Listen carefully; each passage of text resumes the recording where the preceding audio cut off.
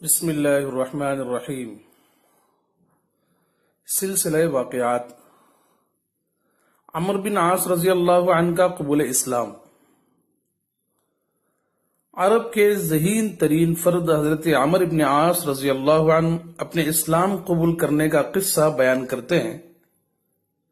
جب ہم غزوہ خندق سے واپس مکہ مکرمہ آئے تو میں نے قریش کے چند لوگوں کو اکٹھا کیا جو میری رائے کو اہمیت دیا کرتے تھے اور میری بات دھیان سے سنا کرتے تھے۔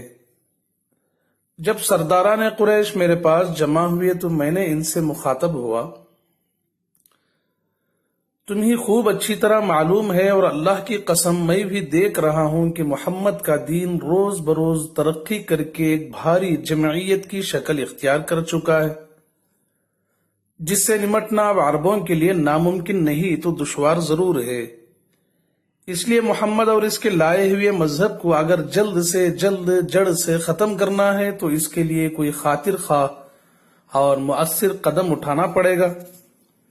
اس اقدام میں جتنی بھی تاخیر ہوگی ہمیں اسی قدر نقصانات کا سامنا کرنا پڑے گا، کیونکہ پہلے محمد صلی اللہ علیہ وسلم اکیلا ہی اسلام کا کلمہ بلند کرتا تھا، لیکن دیکھتے ہی دیکھتے اب اس کلمے کے ماننے والوں کی تعداد ہزاروں میں پہنچ چکی ہے، اور اگر محمد کی روش پر کوئی زبردست قدغن عائد نہ ہوئی تو پھر اس دین کا ڈنکا آفاق عالم میں بجنے لگے گا، اور اس وقت ہم سب کی پگڑیاں ان کے پیروکاروں کے جوتوں سے روندی جائیں گی۔ اور ہاں، تم لوگ جب میرے پاس اکٹھا ہوئے ہو تو میں اپنی ایک تجویز سے تمہیں آگاہ کر دینا چاہتا ہوں، ممکن ہے تمہیں میری یہ تجویز پسند آئے اور آگے کی جانب قدم بڑھانے میں تم لوگ میری پوری مدد کر سکو۔ عمرو بن عاص کی یہ تقریر سن کر قریش کے چنیدہ لوگوں نے پوچھا، آپ کی کیا رائے اور کیا تجویز ہے؟ عمرو بن عاص رضی اللہ عنہ گویا ہوئے، میری تجویز یہ ہے کہ ہم لوگ شاہ حبشہ نجاشی کے پاس چلیں اور اس کے پاس کچھ دنوں کے لیے اپنی بود و باش اختیار کر لیں۔ اس دوران اگر محمد ہماری قوم پر غالب آ جائے تو ہم لوگ اس وقت نجاشی کے پاس ہوں گے، اور ہماری خوش قسمتی ہوگی کہ ہم محمد کے احسان مند ہونے کی بجائے شاہ حبشہ کے احسان مند رہیں گے، اور اگر ہماری قوم غالب آ جائے تو پھر ہماری ناک اونچی تو رہے گی، ہمیں اپنی قوم کی طرف سے خیر و بھلائی بھی پہنچے گی۔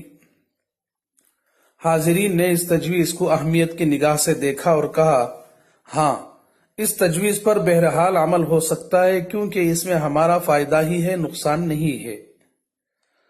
عمرو بن عاص نے کہا کہ تو پھر ہمارے پاس کچھ ایسی چیزیں جمع کراؤ جنہیں نجاشی کو بطور ہدیہ پیش کر سکیں، تاکہ وہ ہدیہ لے کر خوش ہو جائے اور ہماری عزت و تکریم کرے۔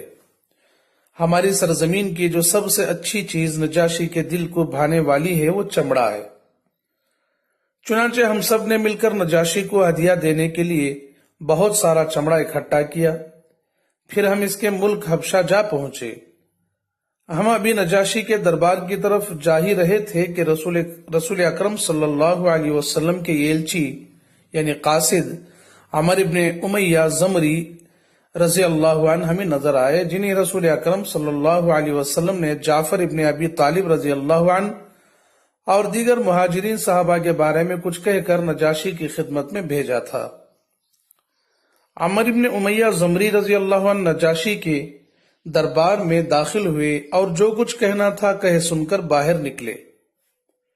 میں نے اپنے دوستوں سے کہا، یہ عمرو بن امیہ زمری ہے، میں نجاشی کی خدمت میں پہنچ کر اس سے کہتا ہوں کہ تم اس آدمی کو میرے حوالے کر دو جو اپنا آبائی دین چھوڑ کر بددین ہو گیا ہے۔ اگر نجاشی میری بات مان لے اور اسے میرے حوالے کر دے تو میں اس کی گردن اڑا دوں۔ جب میں یہ کام انجام دے دوں گا تو یقیناً قریش کو بڑی خوشی ہوگی اور محمد کے ایلچی کے قتل سے وہ ایک قسم کی راحت محسوس کریں گے، اور میں بھی سمجھوں گا کہ میں نے ان کا حق ادا کر دیا۔ میں اپنے ساتھیوں سے کہہ کر نجاشی کے دربار میں گیا۔ دربار میں داخل ہوتے ہی اس کے سامنے حسب معمول سجدے میں گر گیا تو نجاشی نے کہا، مرحبا بصدیقی، अहदैता इलैया मिन बिलादिका शैअन, मेरे दोस्त का आना मुबारक हो, क्या तुम अपने मुल्क से मेरे लिए कोई चीज बतौर हदिया लाए हो? मैंने कहा हाँ बादशाह सलामत, मैं आपके लिए बहुत सारा चमड़ा बतौर हदिया लाया हूं। फिर मैंने हदिया इसकी खिदमत में पेश किया, वो बहुत ही खुश हुआ। अब मैंने अपना तीर आजमाना चाहा, क्योंकि नजाशी बड़ा खुश था और खुशी के वक्त इंसान लोगों के बहुत काम आता है, इसीलिए मैंने चाहा कि अपने मकसद की बात कह डालूं। चुनाचे मैंने नजाशी से कहा, बादशाह सलामत, अभी अभी मैंने एक आदमी को आपके पास से बाहर निकलते हुए देखा है जो हमारे दुश्मन का एलची था। आप इसे मेरे हवाले कर दें ताकि मैं इसे कत्ल कर दूं, क्योंकि इसने हमारे अशराफ और बुजुर्गों को बहुत तकलीफ दी है। ये सुनना था कि नज्जाशी गुस्से से भड़क उठा और खींचकर एक जोरदार तमाचा अपनी ही नाक पर दे मारा। अमर इब्न आस रज़ी अल्लाह अन्हु का बयान है, फरमाते हैं फ़ग़ज़िबा सुम्मा मद्दा यदहु फ़ज़रब बिहा अनफ़हु ज़रबतन ज़ननतु अन्नहु क़द कसरहु फ़लव इंशक़्क़त लियल अर्दु लदख़लतु फ़ीहा फ़रक़म मिन्हु। यानी नजाशी ये सुनते ही सख्त गजबनाक हो गया, अपना हाथ दराज किया और खींचकर अपनी ही नाक पर जोरदार जरब लगाई। मैं समझा कि इसने अपनी नाक तोड़ डाली। अगर जमीन मेरे लिए फट जाती तो मैं इसके खौफ से जमीन में छुप जाता। मैंने कहा, या अय्युहल मलिक, वल्लाही लौ ज़ननतु अन्नका तकरहु हादा मा सअलतुकहु। बादशाह सलामत, अल्लाह की कसम, अगर मुझे गुमान भी होता कि आपको मेरी ये बात नागवार लगेगी तो मैं हरगिज आपसे ना कहता। नजाशी कहा, अतसअलुनी अन उअतियका रसूला रजुलिन यअतीहिन नामुसुल अकबर काना यअती मूसा लितक़्तुलहु। क्या तुम मुझसे इस शख्सियत के पैगाम्बर को कत्ल करने के लिए तलब कर रहे हो जिसके पास वही नामूस अकबर यानी जिब्रील अलैहिस्सलाम आता है जो हजरत मूसा अलैहिस्सलाम के पास आया करता था?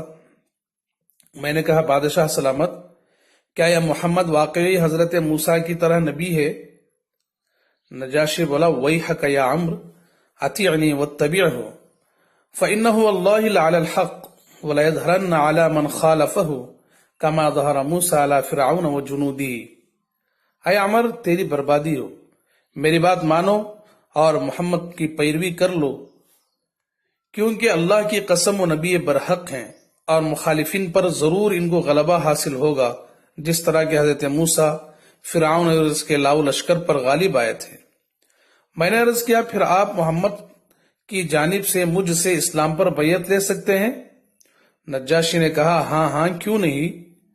फिर इसने अपना हाथ फैला दिया और मैंने इसके हाथ पर इस्लाम की बैयत की और दायरा इस्लाम में दाखिल हो गया। जब मैं अपने दोस्तों के पास वापस आया तो इस्लाम और मोहम्मद सल्लल्लाहु अलैहि वसल्लम के बारे में मेरी राय बदल चुकी थी। मैंने अपने कबूल इस्लाम के बारे में सारी बातें इनसे छुपाए रखी। फिर कुछ दिनों के बाद मैंने रसूल अकरम सल्लल्लाहु अलैहि वसल्लम से मिलने के लिए मदीना मुनव्वरा का रुख किया। अभी भी निकल ही रहा था कि मुझे खालिद इब्न वलीद और उस्मान इब्न तलहा रजी अल्लाह अन्हुमा नजर आए, जो मक्का से आ रहे थे। यह फतेह मक्का से कुछ ही दिन पहले की बात है। मैंने इनसे पूछा, कहाँ का इरादा है ए अबू सुलेमान? खालिद इब्न वलीद ने जवाब दिया, वल्लाहि लक़द इस्तक़ामल मनसिमु व इन्नर रजुला लनबिय्युन अज़हबु वल्लाहि उस्लिमु फहत्ता मता। अल्लाह की कसम, मोहम्मद सल्लल्लाहु अलैहि वसल्लम का दीन मुस्तहकम हो गया। यकीनन वो आदमी नबी है। अल्लाह की कसम, मैं इस्लाम कबूल करने के लिए निकला हूँ।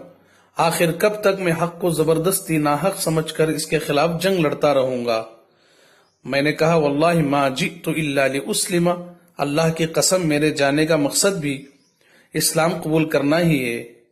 चुनांचे अब हम तीनों मदीना मुनव्वरा रसूल अकरम सल्लल्लाहु अलैहि वसल्लम की खिदमत में हाजिर हुए। हजरत खालिद बिन वलीद रजी अल्लाह अन्हु आगे बढ़े और इस्लाम कबूल करके आप सल्लल्लाहु अलैहि वसल्लम के हाथ पर बैयत की। फिर उस्मान बिन तलहा ने बैयत की। आखिर में मैं आप सल्लल्लाहु अलैहि वसल्लम के करीब हुआ और अर्ज किया, या रसूल अल्लाह, इन्नी उबायउका अला अन यग़फिर ली मा तक़द्दम मिन ज़ंबी वला अज़कुरु मा तअख़्ख़र।